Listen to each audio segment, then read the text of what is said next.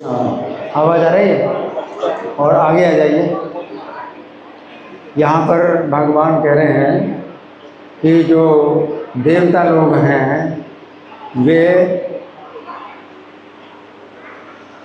आपके यज्ञों के द्वारा प्रसन्न होकर के आपको इष्ट भोग प्रदान करेंगे। तो इस भौतिक संसार में इस प्रकार से लेना देना होता है। आप इस संसार के भोगों को भोग रहे हैं, लेकिन सोच नहीं रहे कि ये सब चीज़ें कहाँ से आ रही हैं। तो आज की जो शिक्षा है उसमें ये बताया नहीं जाता कि इस सृष्टि में कोई ईश्वर है और ईश्वर की कुछ व्यवस्था है जिसके द्वारा आपको भोजन मिल रहा है या पानी मिल रहा है और बहुत सी जीवन की आवश्यकताएं प्राप्त हो रही हैं। तो आज की शिक्षा में नहीं बताया जा रहा है, लेकिन गीता की शिक्षा है जिसमें ये बात बताया गया है। तो आप सुनिए बड़े ध्यान से, मैं थोड़ा पढ़ के सुनाऊंगा। जिस समय जीवात्मा श्री कृष्ण को भूलकर स्वतंत्र रूप से भोगों की इच्छा करता है, जिस समय जीवात्मा श्री कृष्ण को भूलकर स्वतंत्र रूप से भोगों की इच्छा करता है, उसी समय वो माया के चंगुल में आ जाता है। अब इस भौतिक जगत में जीवात्मा को मनुष्य जीवन प्राप्त होता है। क्या मनुष्य जीवन प्राप्त होता है और उसे अपनी भोगने की इच्छा को पूरी करने के लिए दो विधियां प्राप्त होती हैं। भोगने की इच्छा है तो पूरी करने के लिए दो विधियां प्राप्त होती हैं। पहली विधि तो यह है वो पशुओं की तरह अपनी भोग इच्छाओं को तुष्ट करें। क्या पशुओं की तरह? पशु कुछ नहीं सोचता है कि भाई किसने सब भोग बनाए हैं और मुझे कितना अधिकार है भोगने का। पशु कुछ नहीं समझता। तो मनुष्य के पास एक तो तरीका ये है कि पशुओं की तरह अपनी भोग इच्छाओं को तुष्ट करे और शास्त्रों के नियमों की कोई परवाह ना करे। शास्त्र हैं, बताए गए शास्त्रों के नियमों की कोई परवाह ना करे। परंतु ये विधि बहुत खतरनाक। ये विधि कैसी है? बहुत खतरनाक। आप कहाँ देख रहे हैं? आप यहाँ बैठे सामने उधर देख रहे हैं। क्या कह रहा हूँ? क्या सुना आपने? कुछ सुना? यहाँ बैठे हो तो सामने जो है समझो किसी बात को उधर देख रहे हैं। क्या तरीका है? या तो आप जो है अपना उधर ही जाओ, फिर यहाँ सामने बैठे हो तो कम से कम ध्यान से सुनिए। तो यहाँ पर क्या बताया गया है कि ये विधि बड़ी खतरनाक है। इस विधि से व्यक्ति को दोबारा मनुष्य जीवन प्राप्त नहीं होता है। क्या दोबारा मनुष्य जीवन नहीं प्राप्त होता है, बल्कि जीवन के अंत में उसे नरक की प्राप्ति होती है अथवा पशु पक्षियों का जीवन प्राप्त होता है।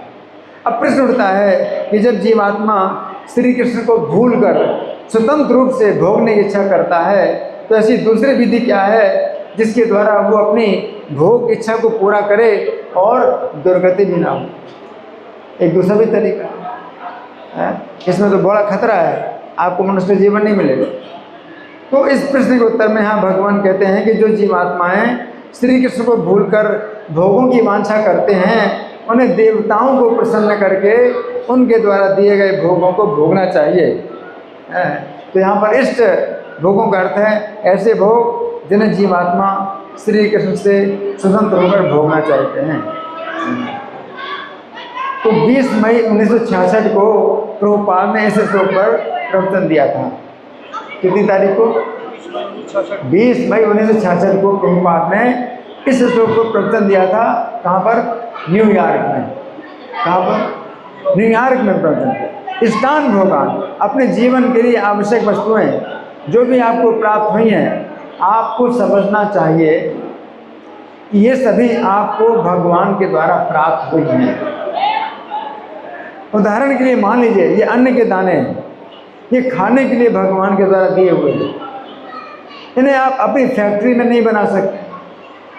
तो मनुष्य का जीवन है सोचने के लिए, पशु का जीवन नहीं है। पशु तो बस खाता है, जो मिल जाता है तो खाता है, वो कुछ नहीं सोचता है कि किसने बनाया, किसने दिया। और आप ऐसे खाते हैं तो क्या है? आप पशु, आप मनुष्य नहीं हैं। आपको मनुष्य जीवन नहीं मिलेगा। मनुष्य जीवन मिला है सोचने के लिए, आप क्या खा रहे हैं, क्यों खा रहे हैं, कैसे खा रहे हैं, किसने दिया, हाँ, आपको कितना अधिकार है इसको खाने का, हाँ? आपने बहुत सी फैक्ट्रियाँ बनाई हैं जिनमें आपकी सुविधा के लिए अनेक प्रकार के मशीनें, मोटर कारें और अनेक वस्तुएं बनाई जाती हैं। इनमें से पूरी पृथ्वी में एक भी फैक्ट्री ऐसी नहीं है जहां गेहूं बनता हो, चावल बनता हो, है कोई? एक भी फैक्ट्री नहीं है जिसमें गेहूं, चावल, सब्जियां, ये सब चीज़ें बनती हैं। कभी सोचा? मनुष्य जीवन का मतलब है कि आप सोचो, इस बात को सोचो। तो हमें समझना चाहिए कि सभी भोजन की वस्तुएं जिन्हें हम प्रतिदिन खाते हैं भगवान की कृपा से उत्पन्न होती हैं, भगवान की कृपा से उत्पन्न होती हैं, अथवा ये सभी हमें भगवान अथवा भगवान के प्रतिनिधि देवताओं के द्वारा प्राप्त होती हैं। तो यहाँ पर भगवान कह रहे हैं हमारे जीवन की सभी आवश्यकताएं देवताओं के द्वारा प्राप्त होती हैं, जो श्री कृष्ण के द्वारा नियुक्त किए गए अधिकारी, कर्मचारी हैं। देवता लोग जो है भगवान के कर्मचारी हैं। ये बहुत बड़ी फैक्ट्री है, भौतिक प्रकृति बहुत बड़ी फैक्ट्री है, और इस फैक्ट्री में भगवान मालिक हैं, इस फैक्ट्री के भगवान मालिक हैं और देवता लोग कर्मचारी है ना। आज के वैज्ञानिक इस बात को नहीं समझ सकते हैं। देखिए विज्ञान में आप बहुत आगे बढ़ गए, इस बात को नहीं समझ पाते हैं। उनका सोचना है जिस प्रकार किसी ऑटोमेटिक मशीन में सभी कार्य अपने आप होते हैं। वैज्ञानिक लोग क्या कहते हैं? ऑटोमेटिक मशीन है, क्या नेचर ऑटोमेटिक मशीन है तो सब कार्य अपने आप होते हैं। उसी प्रकार प्रकृति के द्वारा सभी प्रकार के अन्न, सब्जियां और फल पैदा होते हैं। क्या सोचते हैं? ऑटोमेटिक मशीन में सब काम अपने आप होते हैं, तो भौतिक प्रकृति से सब्जियां, फल जो पैदा होते हैं वो कैसे होते हैं? ऑटोमेटिक पैदा होते हैं। उनके विचार से इस कार्य में किसी ईश्वर का कोई हाथ नहीं, कोई ईश्वर नहीं है। हाँ, उनके विचार से कोई ईश्वर नहीं है जिसने सृष्टि को उत्पन्न किया या जिसकी अध्यक्षता में सृष्टि के सभी कार्य सुचारू रूप से चल रहे हैं।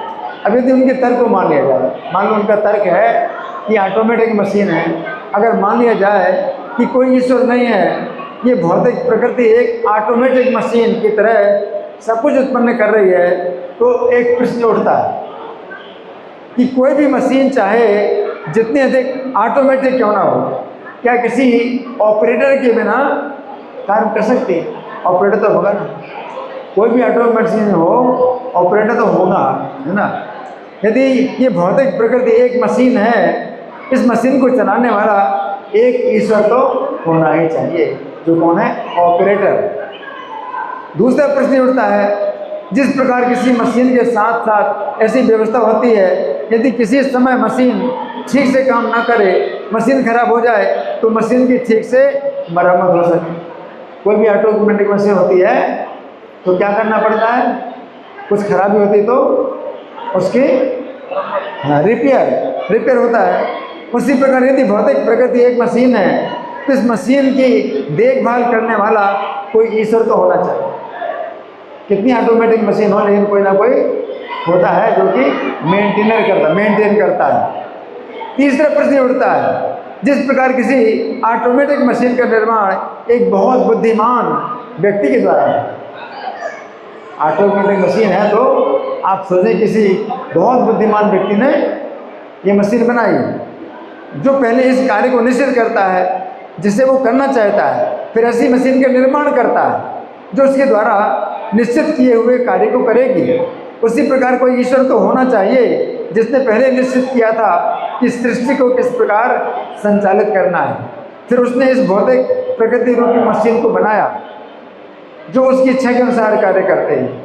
इन सभी प्रश्न का उत्तर वैदिक शास्त्रों में बार बार मिलता है कि श्री कृष्ण ही इस ऑटोमेटिक मशीन की भौतिक प्रकृति के स्वामी हैं और नियंत्रक हैं। इस बात को अगर नहीं समझोगे, आपका मनुष्य जीवन शुरू नहीं हुआ। आज की शिक्षा आपको पशु बना रही है। कुछ नहीं समझ पाते ये लोग, जरा सा तर्क नहीं है उनके पास, इतना भी तर्क नहीं है इनके पास कि थोड़ा समझ सकें।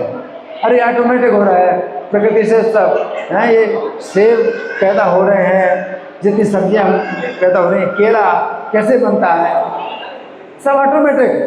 हाँ, ऑटोमेटिक मशीन है। अब ऑटोमेटिक मशीन है तो किसने डिज़ाइन की होगी? पहले जब मशीन नहीं थी तो कोई व्यक्ति होगा जिसने डिज़ाइन की और उसने जो है फिर बनाया, निर्माण किया, मैन्युफैक्चर किया। ये प्रैक्टिकल बात है। तो कोई ईश्वर है, आपको समझना चाहिए। अगर नहीं समझते हैं, आपका मनुष्य जीवन जो है बेकार गया, आपको मनुष्य जीवन नहीं मिलेगा। आप इतने शिक्षित हैं, आप बहुत शिक्षित हैं, मनुष्य जीवन नहीं मिलेगा, सोचते नहीं इसमें। धन्यवाद। ग्रंथराज श्रीमद् भगवद गीता की जय, श्रील प्रभुपाद की जय। हरे कृष्ण।